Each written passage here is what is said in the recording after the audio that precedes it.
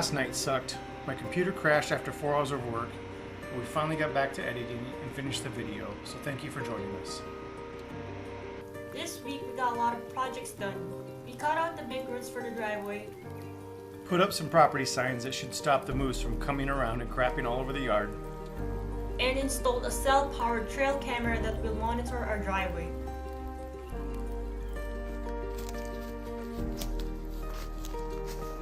Now that the snow has melted, we wanted to locate our property pins and know exactly where they are. We measured everything out before and knew we were close. But we didn't want to start building the cabin and find out we had made a mistake on where we put it. And believe it or not, there's an app for that. Landglide is an app that uses GPS to track where you are and walk you right to the property lines and corners. It shows you as a blue dot, similar to how rideshare apps locate and show you. And in real time, you can walk around and find your property lines. They were plenty accurate, and we found the pins within a foot or two of where the app said it was. It's a subscription-based app that gives you a 1-week free trial, and we were able to use it and be done in less than an hour. It also doesn't make you sign up and cancel if you don't want the subscription, which I thought was great. The first week is just free, and then it prompts you to sign up if you want to keep using it.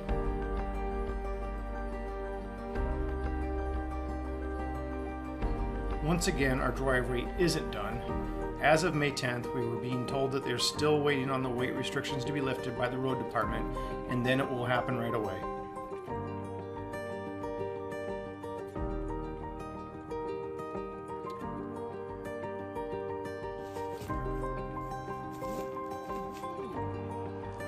Green stuff coming up. Yeah.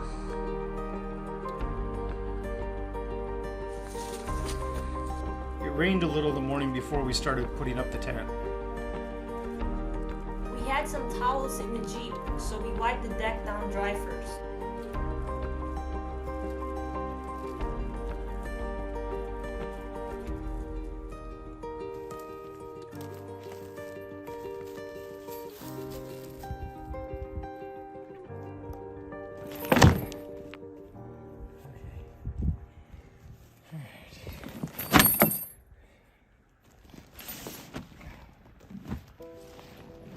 In case you're wondering, this is a Kodiak 12x12 canvas wall tent. It is 4 foot high on the sides and 7.5 foot high in the center.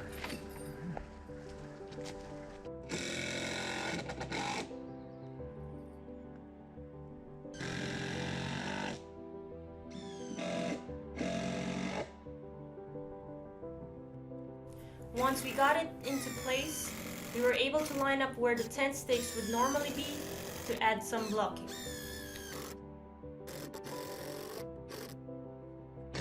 Since this tent is not on the ground where we can stake it in, we will be fastening it to the platform. The rings we ended up fastening down with large metal staples we hammered in. These are what electricians often use to fasten in wiring along rough framing.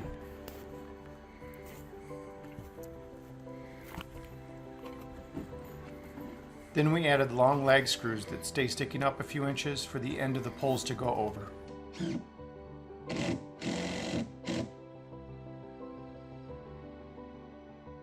The guidelines will be fastened all the way down to the ground and staked in with the large heavy-duty stakes the tent came with.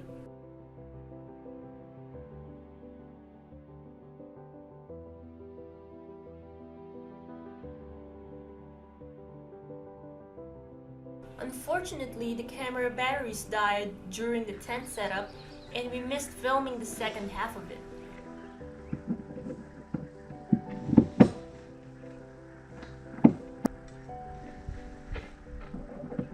We haven't slept in the tent yet, but so far we are loving the quality of it.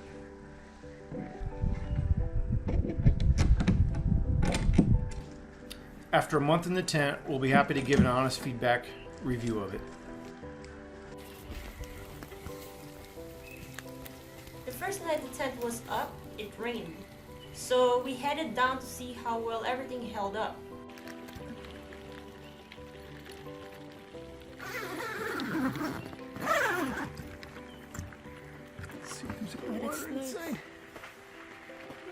Nice and dry. As we expected, the inside stayed dry, even though we had left the windows slightly unzipped to get rid of that new plastic smell from the flooring.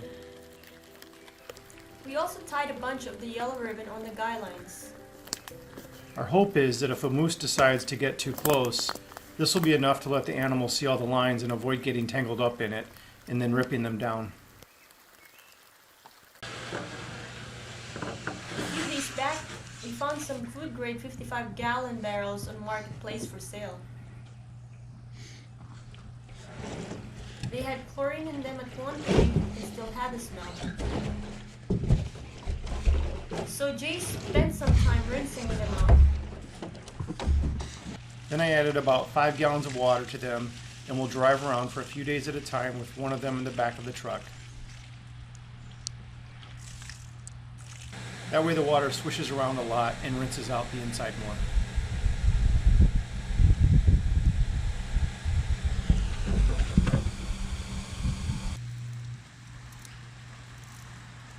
This will be holding our potable water to start.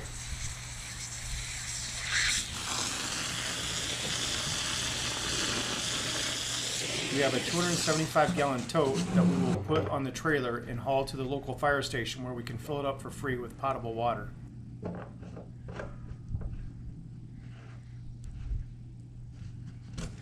Then we'll use a pump we also bought on Marketplace to pump the water tote to the 55-gallon barrels that will be in the shed in the cabin. Once the project is done, we'll show you how it all works.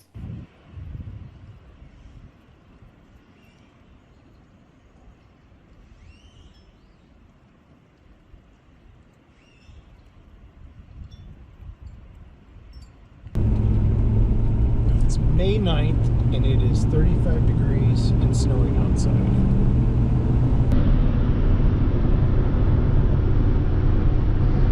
So, a lot of you have asked about protection and us being in bear and moose country and everything.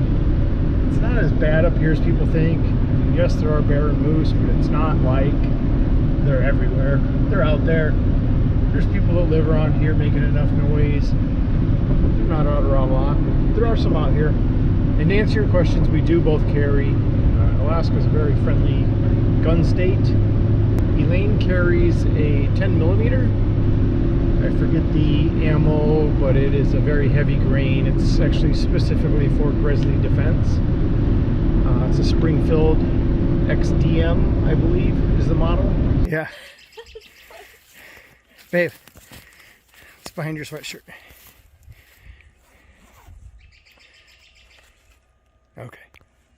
I carry a 9mm, which normally isn't in discussions for bear defense, or at least grizzly bear defense, but with the proper ammo, which I'm using a 147 grain hard cast flat nose, with that proper ammo and accurate shooting, they're a pretty effective gun and even used by a lot of the grizzly bear guides up here. So yes, we do both carry. We just don't have them on camera that much. I'm still not 100% sure what YouTube's guidelines are, so we just try not to show them a lot, but we do both carry. And then in addition to that, we both always have a can of bear spray around too. In an upcoming video, we are going to use one of our bear spray cans and demonstrate it in a video, because you're only supposed to keep them for 2 years and then replace them. I don't know if it's the solvent that goes bad or the pressurization that goes bad, but they do suggest replacing them every 2 years, and we have ours alternate every year. So every year we're buying a new one and replacing the other one. So that'll be coming up probably in the next month or so. While we're talking about bear spray, I also want to mention that while watching Daryl and Lynn at Follow Alaska, which is a great channel, they did an interview with a gentleman that makes homemade hot sauce called bear spray here in Alaska, and we got a chance to try it, and this stuff is fantastic. In the description below, we left a link to Daryl and Lynn's Follow Alaska channel, and also a link to the site where you can purchase this bear spray for yourself. We weren't endorsed by this product. We just really love it and wanted to share a great Alaskan-made product. We are on our way to the dump right now, or transfer station. where we're at, it's not really a dump.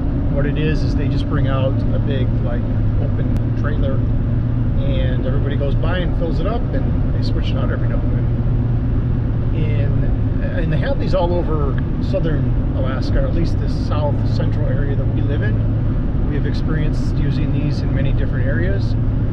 Sometimes we've had to pay, but here in the Nikiski area, or maybe Kenai in general at least, the one that we go to in Nikiski is completely free to residents here. We can come twice a week with up to a pickup load, and it's completely free. So we're headed over there right now to get rid of some trash that we have. It's only about 8-minute drive from our house.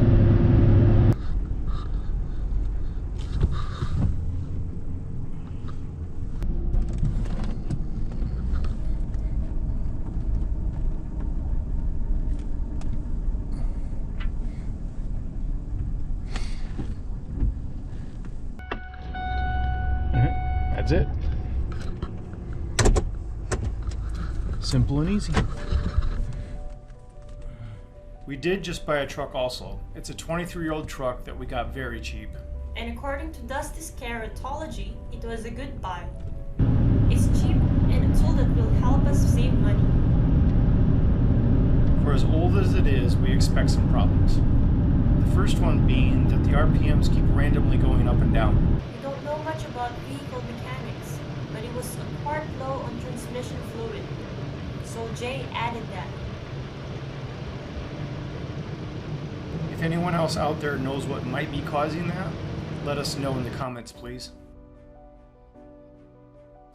It runs great, but just becomes noticeable when we're driving a long distance at 1 speed.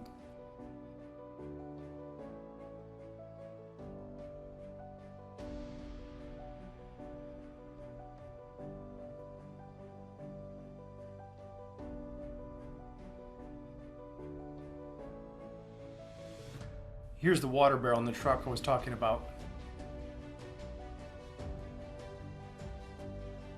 And the used pump we bought.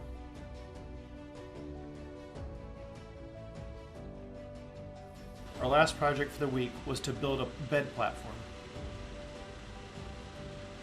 We haven't owned a bed since we left Las Vegas 3 years ago. Last month there was a sale on the mattress that we've been wanting, so we bought it and put it in storage. It's the type that just needs good solid flat platform. Even the cheap platforms around here were going to cost over $100, so we decided to just build one. We spent about $75 on some lumber, and using some plans I dreamed up in my head, got to work. There are 4 2x6 that will be exposed. So I sanded those down to give them a clean feel and look. Well, I cut the lumber to length and carried it down to the tent.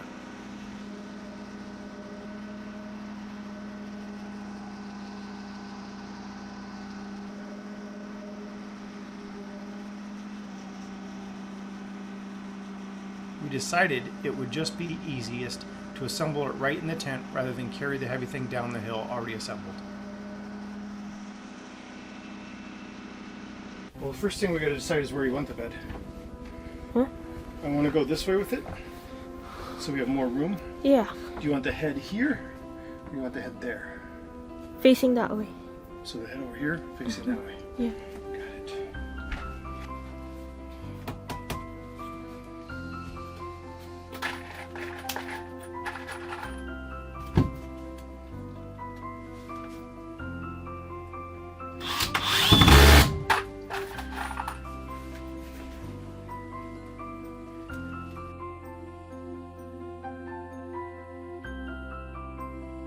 After attaching the outside frame together, we flipped it over and laid it out upside down.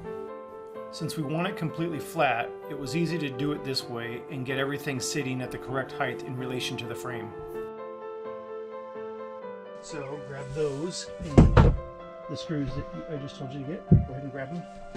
Open them up. This is a temporary platform we'll use until someday in the cabin when we give a shot at building something a bit nicer, like maybe a peeled log bed. platform is basically 5 4x4 posts with 2x4s on top of the post. Oh wait. Then more 2x4 running perpendicular to the first set. Then a bunch of 1x3s running parallel to the first set of 2x4s. One tap's all you really need. You just have to take off the little sharp point. Here, I'm learning a trick. There are many ways to keep nails or screws from splitting wood. You don't see it, but it makes a world of difference when you're screwing it in. You can pre-drill holes, use smaller nails or screws, or just give a small tap to the point of it. Blunting the nail or screw a bit works great, and in most cases will prevent the wood from splitting. So any of the screws that were close to the ends, we did that too.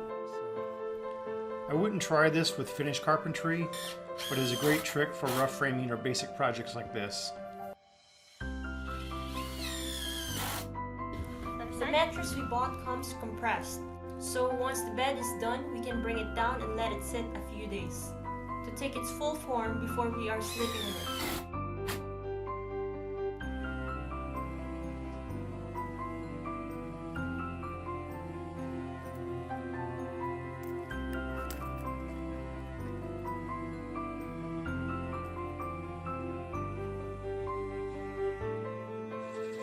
Before we came over to the property, it felt like land.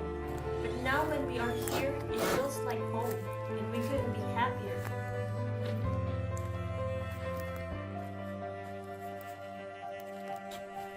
We once again have extended our short-term rental, but fully expect to be living in the tent within the next 5 to 10 days.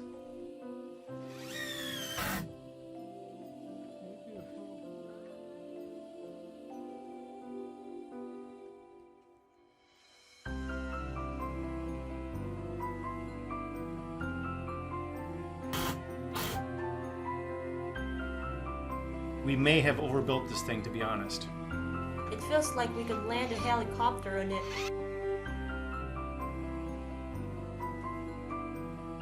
If anyone wants to see a more detailed plan of how we did this, let us know in the comments. Please help support us by hitting the thumbs up and subscribing to our channel. Thank you for joining us. We hope to see you back again soon.